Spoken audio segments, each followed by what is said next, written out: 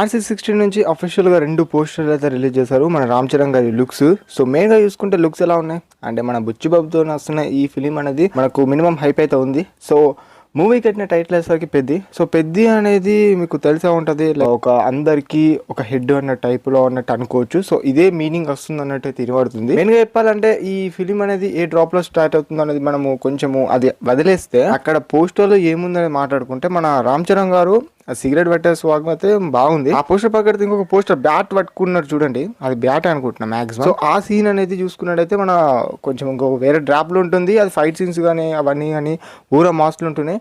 మెయిన్గా చెప్పుకోవాలంటే ఇది వరకు వచ్చిన మన రామ్ చరణ్ గారి ఫిలిమ్స్లో ఏదైనా ఉందంటే లైక్ రంగస్థలం ఫిలిం అయితే తీసుకోవచ్చు. మెయిన్గా ఇలాంటి డ్రాప్లో వచ్చిన మన రామ్ చరణ్ గారి ఫిలిమ్స్లో అని నేను అనుకుంటున్నాను. మ్యాక్సిమం చూసుకుంటే భయ్యా మరి ఈ ఫిలిం ఎటువంటి ట్రాక్లో నడుస్తుంది, ఎలా ఉంటుంది అనేది పక్కకు పెడితే మరి ఏ విధంగా మీకు అనిపిస్తుంది, మీ హైప్ ఎలా ఉంది ఫిలిం పైన అనేది జస్ట్ కామెంట్ చేయండి. నాకైతే లిటరల్లీ వేరే లెవెల్ అనిపిస్తుంది.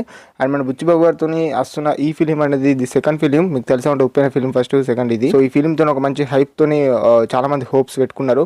లైక్ ఏంటంటే గేమ్ చేంజర్ ఫిలిం అయితే ఎలా ఆడింది, ఎలా ఉండేనో అందరికీ తెలిసిందే. అంటే ఒక మంచి కమర్షియల్ ఫిలిం, ఒక మంచి ఫిలిమే, కానీ పబ్లిక్ అంత కనెక్ట్ కాలేకపోయింది. అది మాత్రం ఒప్పుకోవాలి తీరాల్సిందే. సో అది మాత్రం పక్కెడితే ఇప్పుడు వస్తున్న ఈ ఫిలింతో మన బుచ్చిబాబు గారు ఏం చేయబోతున్నాడు మన రామ్ చరణ్ గారు అనేది జస్ట్ వెయిట్ అండ్ సీ అని చెప్పుకోవచ్చు. మరి పెద్ద అనే టైటిల్ ఎలా ఉందంటే నాకైతే నచ్చింది భయ. మరి మీకు ఎలా అనిపిస్తుంది ఈ టైటిల్ కానియచ్చు, లుక్స్ కానియచ్చు, ఆ ఫుల్ హెయిర్ కానియచ్చు, మన రామ్ చరణ్ గారి అదంతా ఎంటైర్గా. సో ఓవరాల్ ఇదన్నట్టు పెద్ద అనే టైటిల్లో వస్తున్న రామ్ చరణ్ గారి కొత్త ఫిలిం అండ్ RC16.